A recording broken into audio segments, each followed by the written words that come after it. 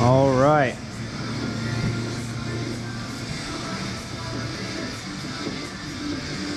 All right, we are replacing the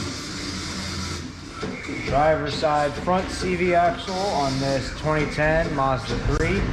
Well, actually, we're not replacing the CV axle, we're replacing the CV axle seal. It is leaking, as you can see down here on the ground. We're losing a lot of transmission fluid. So we're gonna go ahead and get to that. First thing you need to do is remove the tire.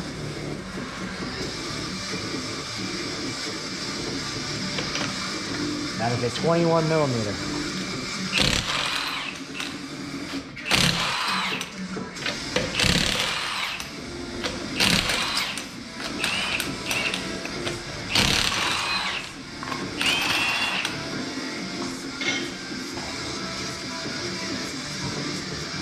All right, next we're going to be removing the CV axle nut. It is a 32 millimeter.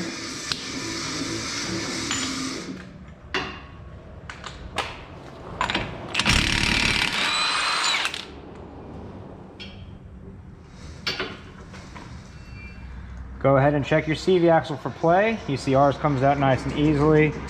If your CV axle is not flowing easily like this one, you might need to go ahead and put your CV axle nut on here a couple turns until it's flush with the head of the CV axle here, and give it a couple taps with a hammer to see if you can't knock that loose a little bit.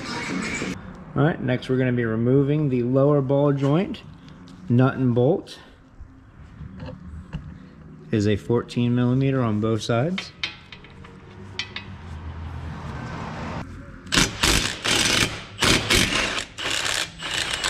If you have trouble getting the bolt the rest of the way out, what I usually like to do is grab it with the, like you just saw there, adjustable wrench or some pliers, and just give it a little tug. Make sure once you have them off, you put your nut back on the bolt. A couple turns, make sure you don't lose either. Get yourself a nice size hammer. And usually we just look for a good spot that has good clearance. You can kind of see, if I can get the camera set up right, you can kind of see how there's this arc stepping out right here.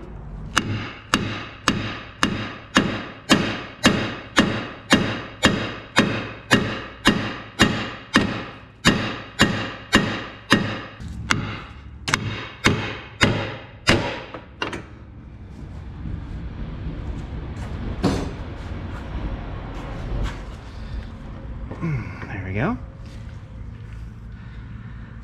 Now with the lower ball joint separated, the CV axle should be able to be pulled out. All you need to do is turn the wheel. If it gets jammed up a little bit, just give it a wiggle. And there you have it. The CV axle is now free from the steering knuckle. Let's come around to the back of the CV axle right here. You can see there's a small groove right here. And get yourself a decent pry bar. This is the biggest one that I have. I don't know where my bigger one went.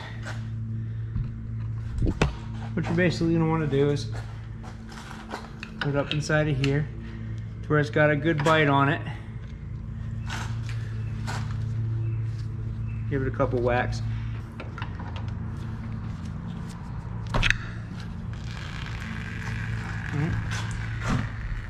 With the CV axle loose.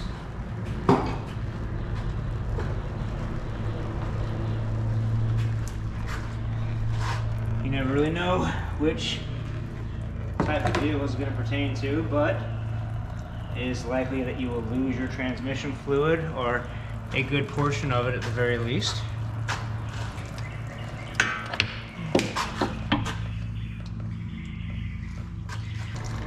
So now, with the CV axle out of the way, you can see it's still draining out. I'm gonna go ahead and just keep working on it. I don't really care that it's draining or not. Try to keep as much fluid in there as I can if I can finish this job up quickly. To remove the old CV axle seal, they do make tools for this, but a flathead screwdriver and a hammer will get the job done. Go ahead and just pick a side right in there gently and work your way to pushing that seal out.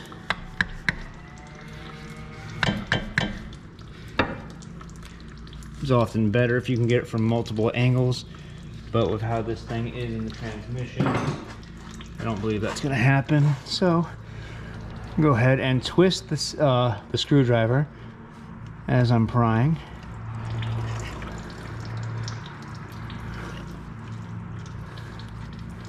And there's the CV axle seal. Go ahead and lube it up around the edges.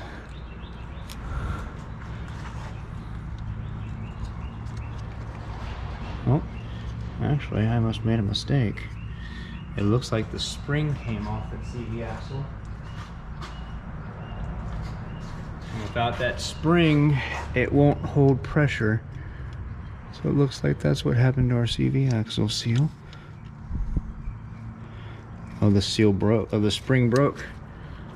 This goes around the inside. If you can see right here on the new seal, you can see that little spring going all the way around it. That's what this is. Without that spring, it won't retain tension on the CV axle, and you'll get a slow leak as it sits. You want this ring to be on the oil side, so it goes inwards.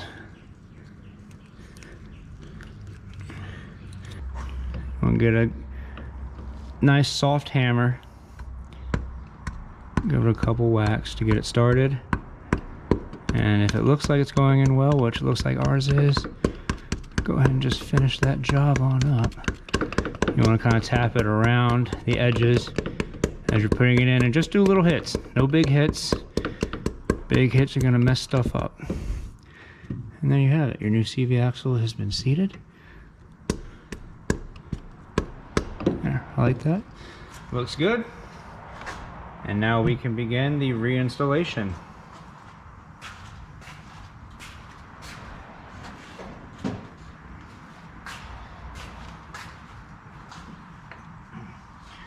Installing the new CV axle, or I'm sorry, not the new, reinstalling the CV axle. Be careful not to grab hold of the new CV axle seal. And a quick tip, when you're trying to get it seated back inside of the transmission, go ahead and get your CV axle nut, put that down till it's flush. Hold this out of the way and push in on the CV axle as you give it some light taps. You hear how that sound changed? Let's go ahead and hit this bad boy up with some brake clean, because transmission fluid smells disgusting.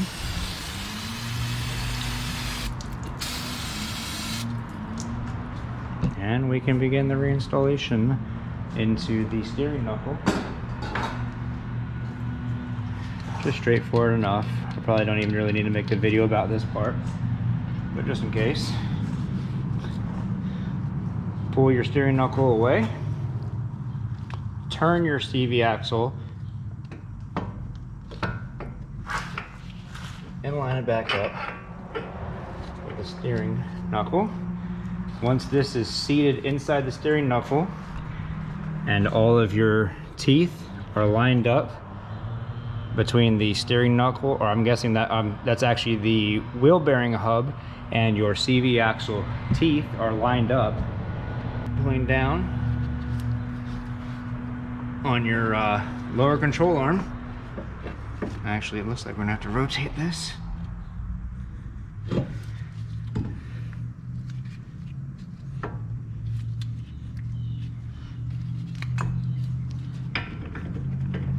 Stop fighting me.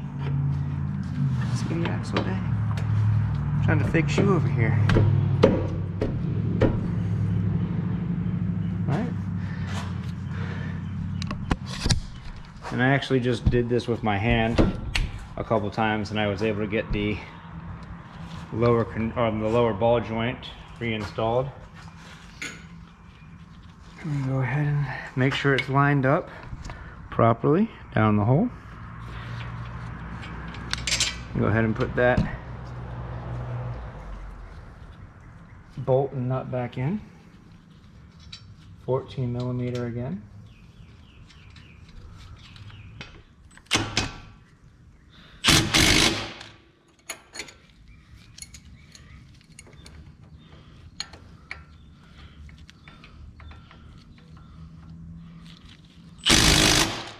There we go.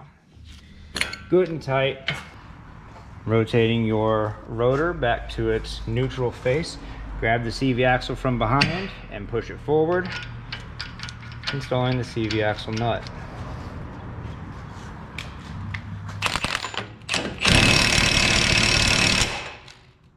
Go ahead and get yourself a chisel or a flathead screwdriver or whatever you got.